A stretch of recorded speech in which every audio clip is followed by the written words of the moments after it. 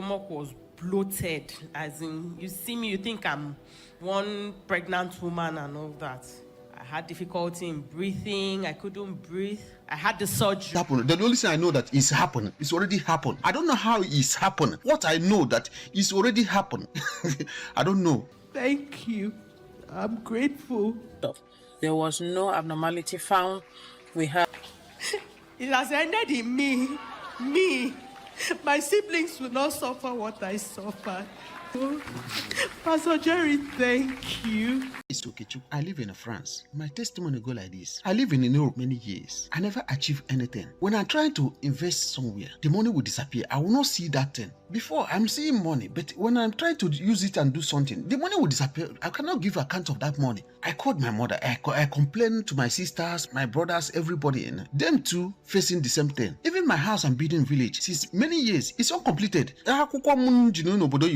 I want a story every time. So where I will run to, I don't know, until a friend of me introduced me to this altar of fire. As I joined this altar of fire, things changing. A little thing I'll do, I will see the money and I will use it and do something. I joined on 2023. Then 2024, I received a call from village that the two of my uncle who doesn't achieve anything in their life, even the house where they live in. I was a kid where they see that their house, building that house. Many years, more than 30 years, they are building that house. They never finished that house. They just died. The same day. Now, they are calling me to bring money to bury them. I sent money. They bury them the same day. Everything, they bury them because no child, no even money to carry them go to mortuary. Today, I'm proud of a house in a town. I finished my house in village, finished the one in house. I will show you the picture so that you can see. Since I want to do this testimony, but it's nobody. But today I dream. We had somebody telling me I should go and do my testimony.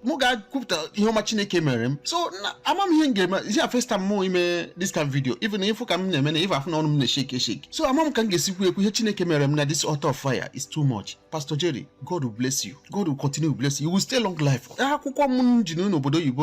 want story every time. Until now, everything I just cut out in my life, but now everything I got up even. Okay, now that uncompleted house, now I finish it. Another house in a town, I finish it. Then about to finish another one, 2 days again, about to finish. I don't know how it's happened. The only thing I know that it's happened. It's already happened. I don't know how it's happened. What I know that it's already happened. I don't know. But Pastor Jerry, I tell God. I'm making a chineke. It's not the first time you know a story about going to London. You weep with an Oto I can say weep with a labor blangalo. No, I'm weep with a hand and I don't care. I don't care any because how am I being Hanako? Only my Hanako. Gamma. Why did you weep with an God bless you. God cannot do, truly does not exist. I've returned to give all glory to our God who truly sees and hears us. My name is Edu.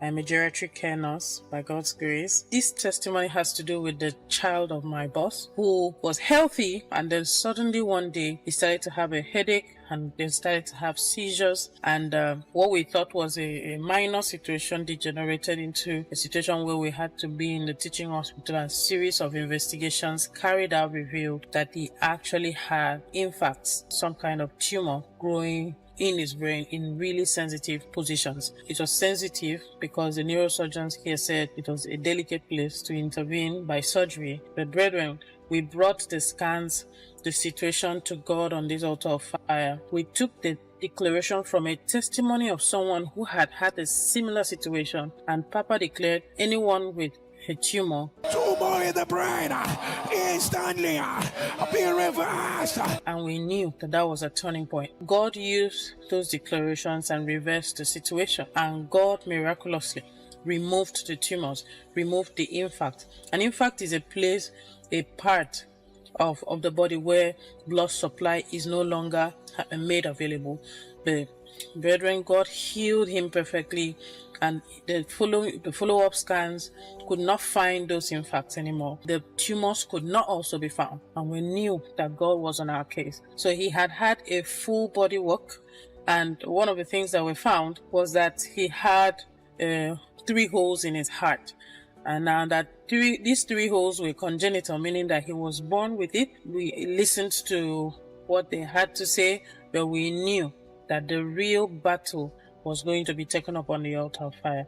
We brought it to the altar of fire while the hospital was arranging for a doctor that was coming in from outside the country into Nigeria to attempt to intervene in a cardiac surgery to close up the holes. We were also praying. So as the surgeons did the last set of investigations to get into theater for that procedure, just as we declared that what they saw before, they will not see again. What they saw before, they will not see it again. Brethren, as they entered, they saw that all the holes were closed up. There was no abnormality found.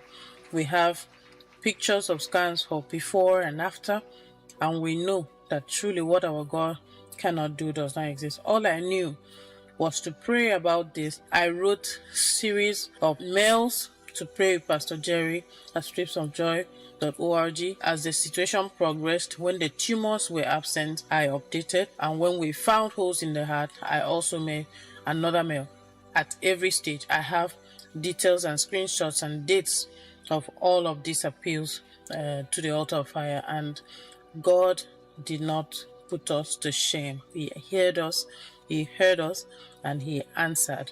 I'm just here to say, Lord, all glory be to your name, you who wipes shame from the faces of those who call upon you. I am personally a testimony on this altar of fire that truly what God cannot do does not exist on this altar of fire. What God cannot do does not exist. I don't even know how to shout because I don't even know where to start from. My mother had breast cancer in 2015. She went to India. She came back. In 2019, the cancer came again. This time around was to her liver, her lungs, and all that. I was with her in India. I was the one taking care of her. They told me, take your mother back to Nigeria. She has barely 5 months to live. We came back in October, and in December, she died. 2 years after, my father was sick again. I was the one in the middle of everything. He was diagnosed with cancer. They said adenocarcinoma. From there, they now said lymphoma, and he died. 2 years later, I had fibroids. They told me to go for a scan, and they discovered I had massive ascites. My stomach was bloated, as in, you see me, you think I'm one pregnant woman and all that. I had difficulty in breathing. I couldn't breathe. I had the surgery. They took out 69 fibroids and 9 liters of fluid and a soft tissue mass. They asked me to take it to the pathology lab, which I did. The first hospital said adenocarcinoma. I said no.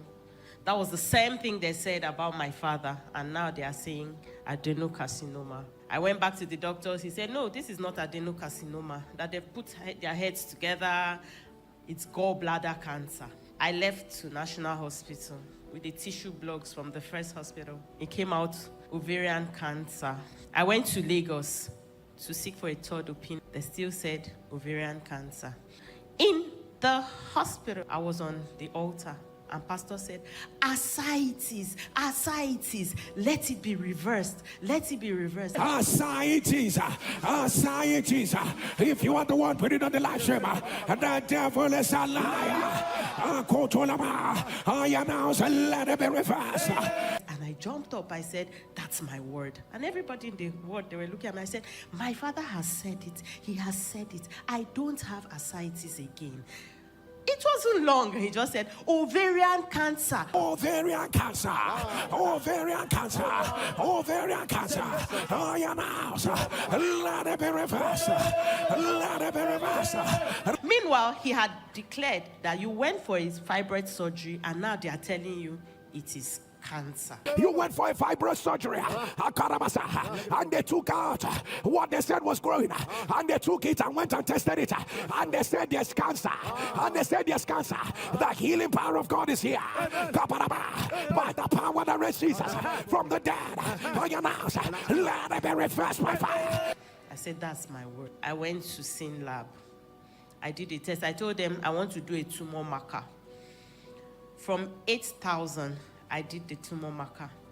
It came to 1,000. I said, that is it now. Papa said it. So it has dropped. And in the next 2 weeks, I will go back again and it will drop. I went back again. It dropped to 16%. And I said, that's God.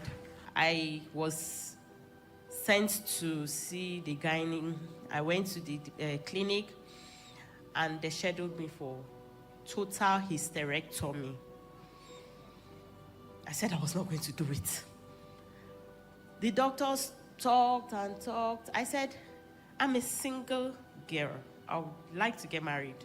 And if I get married, won't I give my husband children? And the doctor said, there are other means.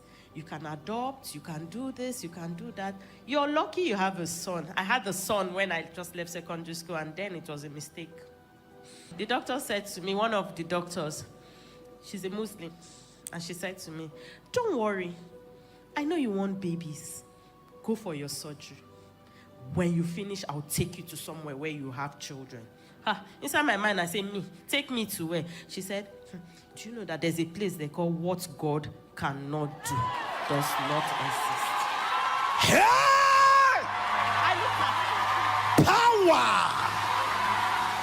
I looked at her and I showed her my wrist. I said, this is it.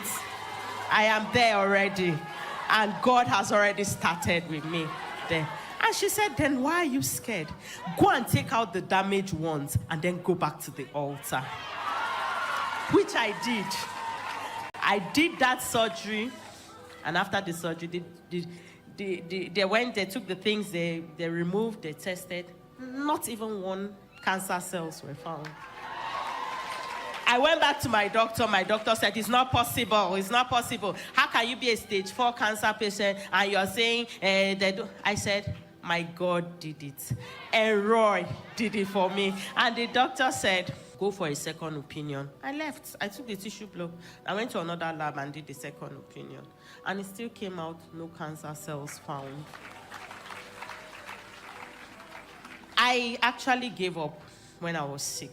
I wasn't praying to live. I was praying to die. I mean, everybody prays to live, but I was praying to die. When I wake up in the morning and I see myself alive, I'll say, why did you keep me alive? Why did you wake me up today? Why? But the funny thing is, at night I pray to die, and when I wake up in the morning, I'm looking forward to going to the altar to say my prayers on NSPPD. And I'm like, but every night before I sleep, I say, God, I don't want to wake up. But once it's 6:30, my phone is on my hand. I'm trying to do NSPPD. And here I am today. I don't have cancer anymore. The pattern in my family is broken. Broken because nobody in my family would go through the pain that I have gone through, because it has ended in me. My siblings will not suffer what I suffered. My cousins, everybody related to me, nobody will suffer what I suffered. I've come to say thank you. I've come to say I am grateful. Pastor Jerry, thank you. Thank you for teaching me how to pray. Thank you for giving me hope when there was no hope.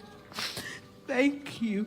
I'm grateful. May the oil on your head never run dry. Thank you.